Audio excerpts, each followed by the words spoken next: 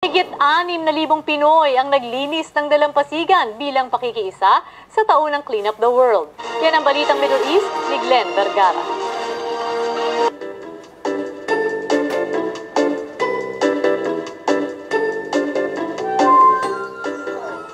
Walang duda na inilagay ng Filipino community sa Dubai ang Pilipinas sa Global Environmental Map nang sumali ang lagpas 6,000 mga kababayan sa United Arab Emirates sa Clean Up the World.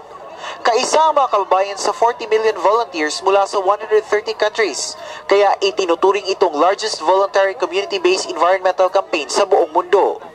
Kasabay ng pagsikat ng araw sa dalampasigan ng Al-Mamsar Beach, nagbayanihan ang mga Pinoy para itaguyod ang isang malinis na kapaligiran. Suot ang mga t-shirt na libreng binigay sa volunteers at bitbit ang mga plastic bags na may tatak na Clean Up the World, tulong-tulong silang namulot ng basura. Papakita po ng One Grab Guardians na tutulong po ang isang organization hindi lang po sa pakikiisa o pakikipagkapwa-tao, kundi po makatulong po sa kalikasan. Sabi ni Mirna Anderson ng Lightform International, nagpapalakas ng Pinoy community groups ang pagsali sa mga proyekto para pangalagaan ang kalikasan.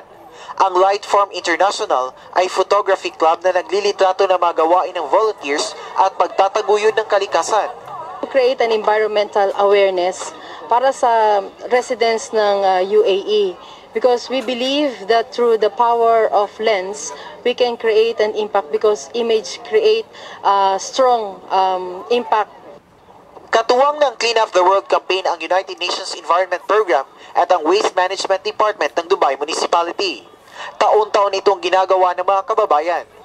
We want to make sure that we are already part of the clean up drive every year. Everybody encouraging to uphold and prevent the pollution in this part of the world, especially here in Dubai. Nagbabalita sa Middle East, Glenn Vergara, Dubai, UAE.